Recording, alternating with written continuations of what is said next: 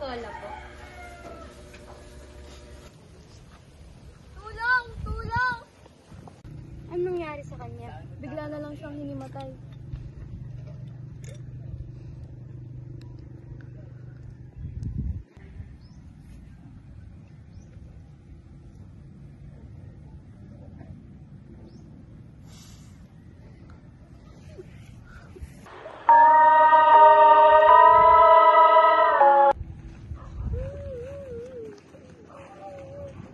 Tama na, okay lang yan.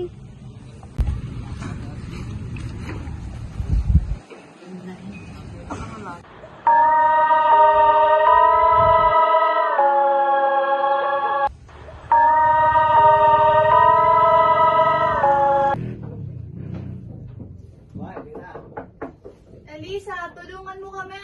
May bata dito.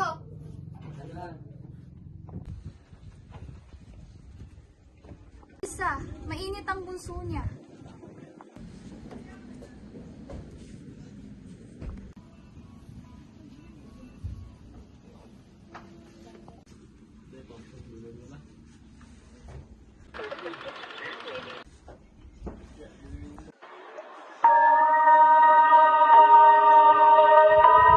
Himala! Tawagin silang lahat. Wala akong himala. Ano ba yan? Ang himala ay nasa Arsicola. Masarap pang-apat. Pero 24 pesos SRP lang. Kaya pwede ba? Huwag niyo na akong guluhin. Bumili na lang kayo. Wala akong himala. Kasi baka mo, nako kung di nyo natatanong, meron kami tindahan ng kapatid ko. Marami kami niya, sundan niyo lang kami ng kapatid ko.